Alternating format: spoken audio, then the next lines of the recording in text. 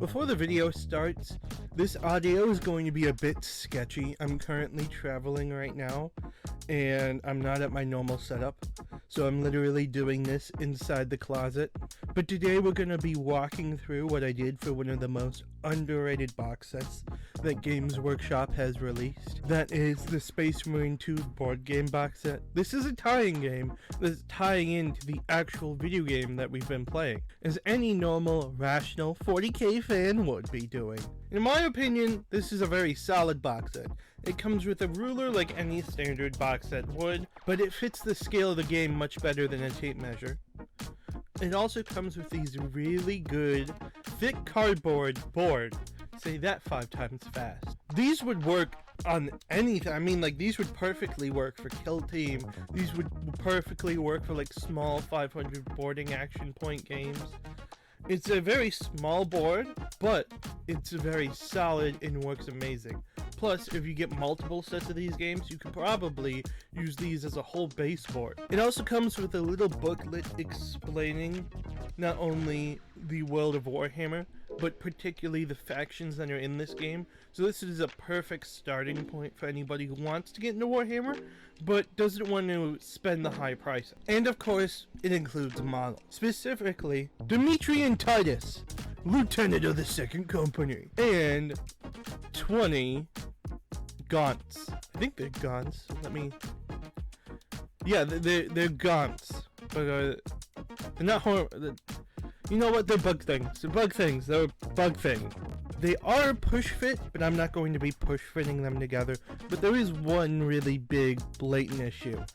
All you need to do is look at the box art. Somehow, and I don't know how they did this, these idiots designed the miniature with the weapons in the wrong hand. Like, obviously the pose sucks. I would have changed that anyways. They really shouldn't have gotten these confused. It's literally on the box art. It's literally in the game.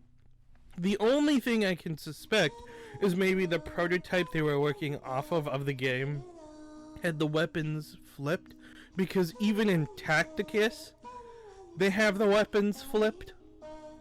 So, you know, that's the only logical reason. But first things first, I'm actually not even starting with this kit. I'm going to start with one of the greatest kit Games Workshop has ever produced, being the Grey Knight Strike Force. This has so many options, so many customability. Now you might ask, why am I starting with the Grey Knights? Well, how about you ask Games Workshop, why can't they produce a real Thunder Hammer? The Thunder Hammer in the Assault Intercessor kit is dinky and doesn't fit the game. The one in the Salamanders has too much Salamanders iconography and also small. So literally the only kit I could find that would fit a generic Imperium Thunder Hammer like you use in the game is this Grey Knights one. This is the only one I could find. Others have had the same idea as me. I mean, there's a plethora of videos online of how to kit bash your own Titus. Everything from 3D printing to using a generic lieutenant, but it looks like me and Pete had the exact same idea. If you don't know, Pete the Wargamer a few months ago made a custom-built Titus based off of the statue from Weta Workshops. As soon as I saw the statue from Weta Workshops and saw the pose in the reveal show, I immediately went, I'm going to customize my miniature to have the same pose. So I did copy off of his homework, but I'm going to make it very different. First things first, I have no clue where my legs came from. He used specific legs from the Type A Intercessor in the Assault Intercessor kit. Me, I'm broke, so I couldn't buy a new Intercessor. I just took an old Assault Intercessor from the Indominus box set, and I'm going to marry the upper part of this leg with the lower part from the actual Titus model. The Titus model has a few unique knees and unique specific heraldry from being a lieutenant that I wouldn't get if I just used these legs. While this isn't a hard process, it's a very lengthy process. You start with the upper part of the leg and then cut right below the knee, and then you start with the official leg and you cut right above the knee. And then I sat there with my clippers and scalpel shaving and dry fitting until I got it just right. It took me about 15 minutes to do this. It's not a long, it's not a hard process, but it's a long process to customize this guy. After that, I started to work on the arm. This arm with the blade is in the wrong hand and has the wrong pose for what I'm going for. So I just decided to take off the whole arm on both sides. That would allow me to be able to make custom arms for his two sides. Moving back to the legs, now that they had kind of dried, I had to figure out how to attach these legs to the torso. So I found an old chest plate from one of my projects that happened to fit. I decided to saw his Ghibli bits, his goody two shoes, his imperial assets. Now I was going to use that to help glue to the leg. I started working on the second leg. Now originally I wasn't going to mess with the second leg, thinking that I could easily just pose it and not have to alter anything. As I started to do more work, the dry fitting wasn't working, so I ended up having to repeat the process kind of. I took the other legs from the assault intercessor I had, cut the lower half of it, cut the upper half of the legs from Titus, and then did the whole shaving process again, ending up with an ability to actually attach it to the new torso because I wasn't thinking, and with the other legs now having to be attached to the Imperial assets, this new one wouldn't be able to attach to that, so I had to get the same exact legs and attach them. Now that I've done a majority work on the legs, I wanted to let it sit, rest, so I started to work on the arms again. This time working on the opposite arm. This is going to be his melee arm. So I'm going to need to remove that heavy bolt pistol. I'm going to use another one on the other side, so it's fine if I completely destroy this one. But the part that I can't destroy is those chains, which meant I had to cut the back end of his forearm off and the hand off to leave that forearm intact. I also decided to try to leave the Inquisition symbol on his wrist, which is very challenging, and that's why I wasn't able to record it, because I was sitting there with tweezers and a knife because it's so fragile. I would eventually end up gluing this back on to the miniature, after which I would then attach the thunder hammer to the hand part, and then grab another assault intercessor arm, cutting off a majority of the arm right above the elbow, allowing me to easily attach this new forearm with the chain to the miniature. This way I could easily keep the chains that were important to Titus's character, but get that new cinematic looking pose. Now, one of the most difficult parts of this project was making sure the bottom half of the miniature would be able to attach to the top half. This Imperial asset, or groin, is not from this miniature and wasn't designed to go in between in the loincloth. The issue is I can't just remove the loincloth because Titus has it in the game. So this left this really long, about an hour session of just sanding, shaving in different parts to slowly get this miniature to fit. I put hip armor on it to cover up any holes within the hips and fill up space on his belt.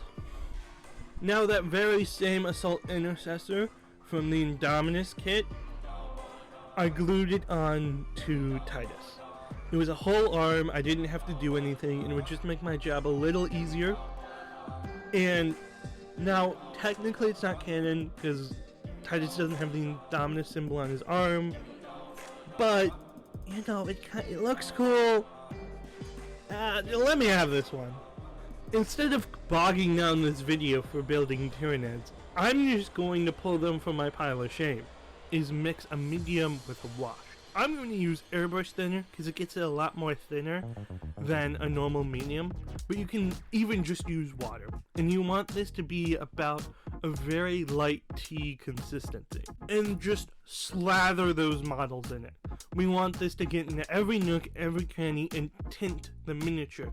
But we don't want it to look like the normal color red, we want it to look more pink. We're going for like a really saturated pink look. I'm going to slather this on all 20 miniatures that I have to paint up. I picked a very, very bright white for my dry brush because I like a brighter white. And then I started to apply this. This took me about 2 coats to get the level of whiteness I wanted.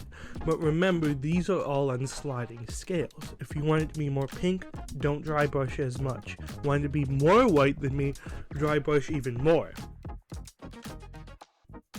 And then the next thing that's a sliding scale is the purple carapace.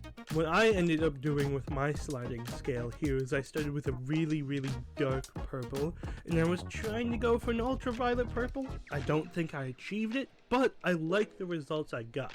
I started with a really, really dark purple, covered all the carapace parts in this dark purple, and then slowly worked up with lighter shades of purple until I got to a medium purple.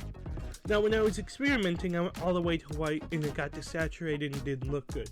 So instead, I listened to one of my friends and swapped out the white colors for a pink color. And I eventually ended up dry brushing a pink on all the carapace parts of the armor. Like most blends, it just takes a while to achieve. You know, you apply the first layer, then you apply a lighter layer, then a lighter layer, and then you apply your highlight layer.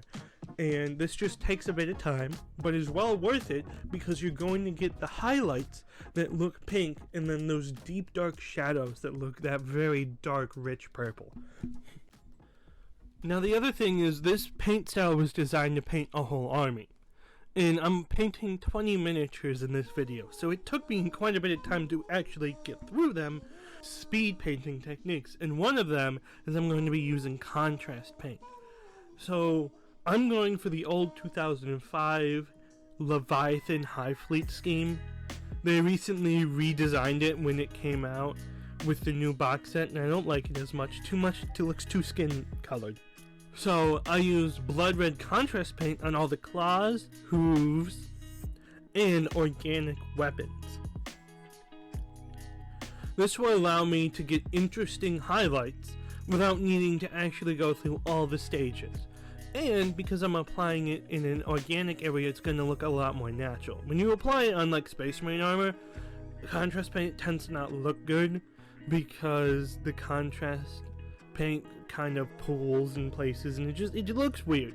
But when you're an organic material, it looks fine because there's so much interesting texture there.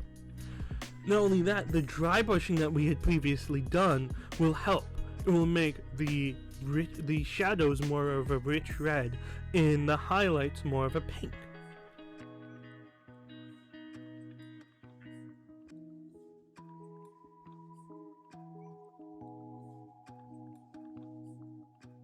After this, I would actually do a mix of a cleanup stage and a white prepping stage.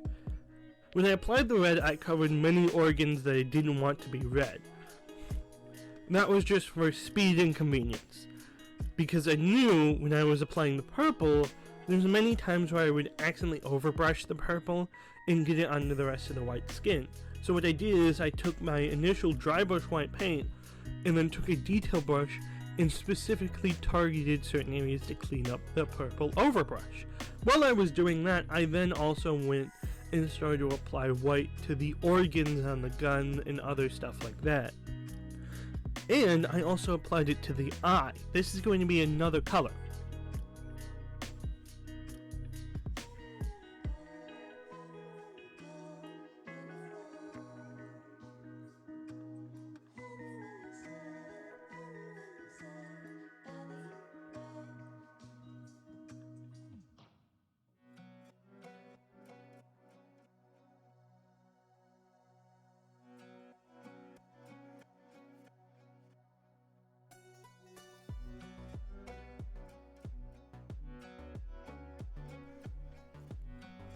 After I let that sit and dry, I then came back with Reikland Flesh Shade and applied it into the organs. This way, these can be easily differentiated from the red, but still look organic and still keep on this pink theme that I'm going for these guys.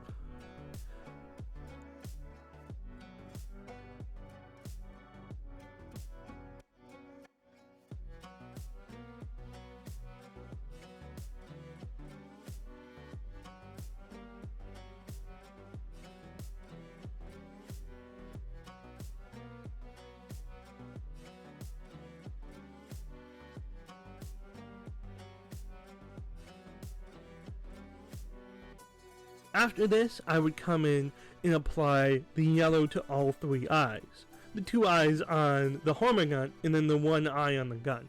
Now, if I wanted to get into a lot of detail, I could have then went and applied a black dot to make it all look like their eyes. But I was going for much more of a glowing effect, and due to time constraints, I didn't end up doing that. After that, I just varnish these guys, and they're ready for basing. Now, every video I say this in, and I'm never going to not say this, basing will make the difference between a miniature looking amazing and looking great.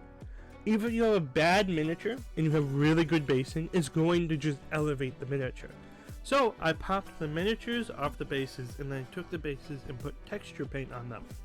You can really use any texture paint you want. This is just to get a little bit of detail, but a lot of this detail is actually going to get covered up, so if you want to even skip this step, it's fine. But these guys are the core part of my army, so I wanted to go at least make it a solid looking base. And then I applied 3 different shades of brown, and these are going to be located in different areas of the base. I'm not overlapping these, I'm not blending these, I want them to look like different soils. This will add more interest to the miniature. Then, what I did is I took a sort of olive drab green, something that can look sort of like moss, and I dry brushed this onto the miniature. So I dry brushed this onto the base. This way it has some uniformity, but also looks... This way it has some uniformity, but also keeps this sort of green theme that we're going to do for the base.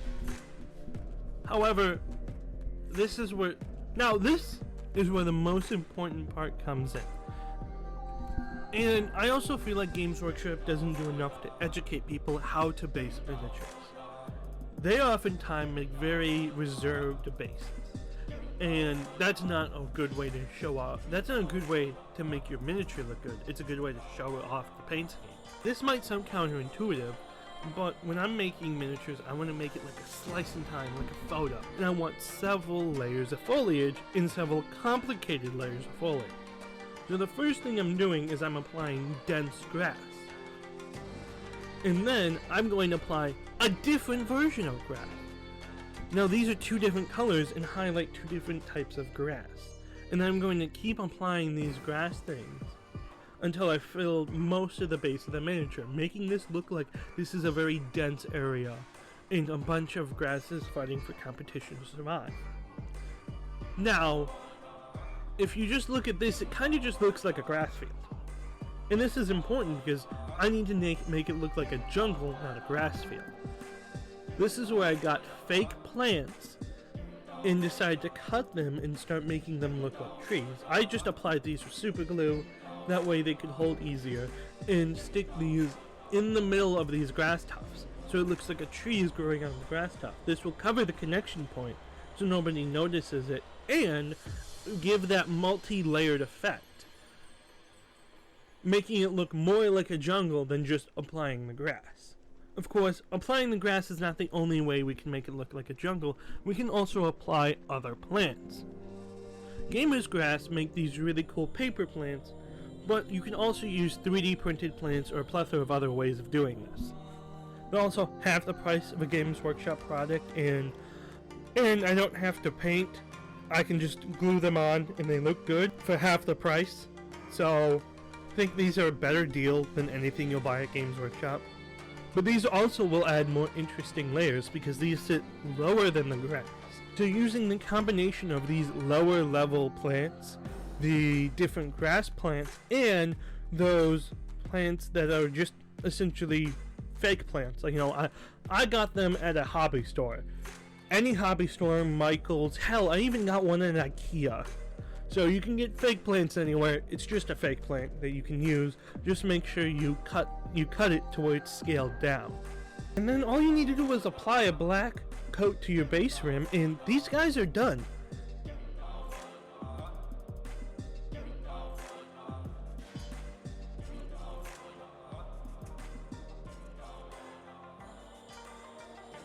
It's the bases that I have the full video of, because half my video file got corrupted on this project. So yes, sadly, I did lose footage of actually making this base.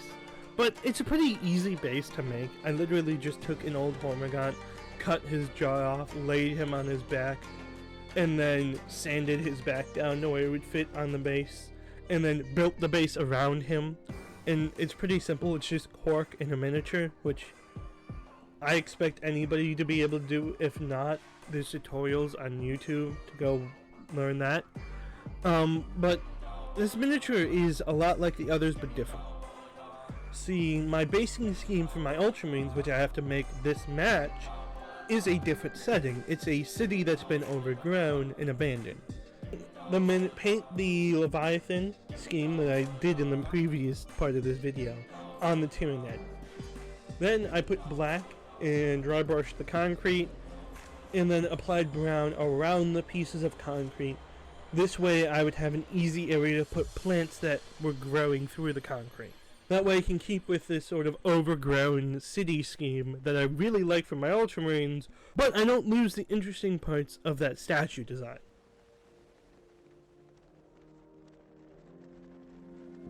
Finally, we're coming to the main event. This is how I paint Lieutenant Titus of the Ultramarine. Obviously I have to make this guy match my Ultramarine, but I wanted to do a lot of battle damage. With this, I'm trying to do the opposite. I'm trying to add a spectrum of blue colors on it, colored and saturated while being battle damage. So what I started with was a very, very dark blue, and then I'm going to work through with this dark blue on dry brushing all the way up to a very, very bright white. And I'm doing this while targeting certain sections. So the dark blue got put all over. Then the next color of blue got put in probably about a medium level. Some parts I hit, but tried not to hit everything. And then I kept on doing that until eventually I was only on the edges. And then with edges, I took my paintbrush and ran along the edges to do an edge highlight. After that, I took a very, very thin down contrast paint. Not a wash, a thin contrast paint. They're very different and they apply differently. A wash won't have enough opacity to tint the under layers, and it would just look like a really weird, awkward, desaturated blue. I want this to look like a full-fledged saturated blue, but I want the highlights from the white. That's why I'm using a translucent contrast paint that can tint the pigments. After letting it dry, it came back and just black paneled everything. And the idea behind this is to apply a black underneath the metallics so I can easily cover the metallics in one coat instead of having to do multiple coats with my metallic. It also will give a good shadow base for everything. Then I'm going to dry brush with silver. After that, I would add my first round of metallic gold. This is Retributor Armor, the best base color gold that Games Workshop makes. This is going to make it look a bit more brighter without making it look like bronze or copper. And I'm applying this on the chest aquila, the shoulder pads, and any other embossed details. Afterwards, I would then start working on the silver. This silver was pretty easy to apply, and I tried to get all my metallics done so I didn't have any metallic blooming. And it also was a lot of, well, this gold goes first, then this silver, then this gold. And it was just easy to do them at the same time, so I did them at the same time. Then I started to work on the reds. I just applied Mephiston red, and then started mixing Mephiston red with orange and just did highlights. This will go on his shoulder, the wax seals, and the Thunderhammer handle. I know technically it's more of a pinkish and some of them are brown in the game, but I thought it would pop more being a red. After this, I started working on the tabard, and white is a very hard paint to paint, even over blue, but what I can do is sort of the same idea as what I did with the base armor of working from that dark blue all the way up to a white with layering the paint so I can keep the full-fledged saturation of that white. And that's exactly what I did. I mean, I used the blue, then I used a gray blue, then I used a whitish blue, and then a sky blue, and then a white, slowly working up my layers all the way up to a bright white color. After I was done with that, then I started working on my browns. And the reason why I say browns in general is it's because these browns is because the browns are going to end up one of two ways. The leather pouches in the game are brown. This is something I don't normally do in my army, but because I want to make him fit the game, I'm going to paint them brown. So those are going to end with a medium highlight of brown. But stuff like the purity seals need to end at more of a bone color. So I'm working all the way from that dark brown up to the bone color to get this really unique, sort of really aged color with these. Of course, nothing can go right. I was working in the miniature and accidentally dropped him, and his head fell off, and it just went to the black hole abyss of parts falling off, just next to all those Legos that fall and you can never find them again. But I also felt like this allowed me to be a bit more authentic, because when I was playing the game, I chose the option of the helmet. I like my Space Marines with helmets. It never made sense to me to give a Space Marine no helmet, because the heads-up display in the helmet would allow them to be much more efficient. It's not even a protection thing. It's like, that provides some night vision, thermal vision. It's a heads-up display. I mean, try play Call of Duty without a heads-up display. After gluing in the head, I varnished the miniature, and this allowed me to do some new weathering techniques that I'm trying to get better at. You saw it in the previous video, I did sponge chipping, where I just took part of a sponge and targeted certain areas and sponge chipped it. But I also additionally went in with a detail brush and specifically added scratches to certain parts that I had sponge chipped to make sure that it followed the pattern. After that, I also added a lot of blood, and I did this by taking the toothbrush and then blood for the blood god and flicking the toothbrush to where the blood from the blood god would flick off the toothbrush and land on the miniature. I'd never done this before. I like the result. I think there's more efficient ways I could probably do this with an airbrush, but I think for not having an airbrush, this is one of the better ways to add gore effects to your miniatures. I also added blood to his boot to make it look like he was in the middle of smashing. If I had some Yoo-hoo glue or other types of glue, I could have made it look much more like a blood splatter, but I think this works as like him at the finishing stages, like he's just smashed it and it's right after he smashed it, not in the middle. Of course, now that I have the miniatures complete, you guys are gonna probably want you some can sexy still go. videos. Even when you feel slow, you can still go.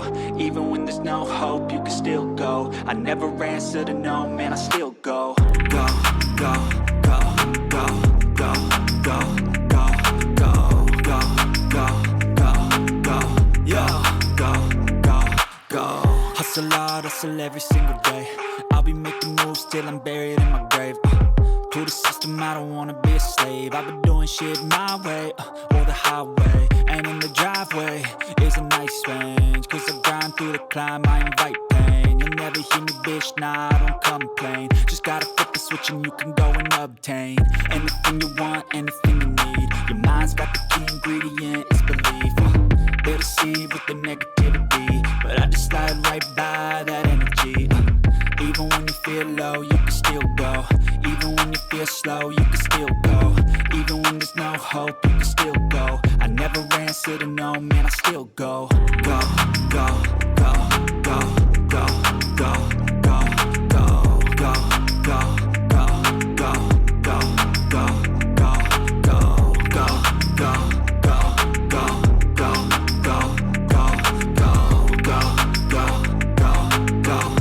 go, go, go. You got a mind, but even that could change. You could flip the gray matter like some batter in your brain. That's why I say, fake it till you make it A. And if you play that game, then you just might make a change. Rearrange all the bad to okay. Take the worst thoughts saying, turn them to a game. Take the best thoughts saying, put them on display. On repeat in your brain till you're feeling no more pain. Never slow yourself down.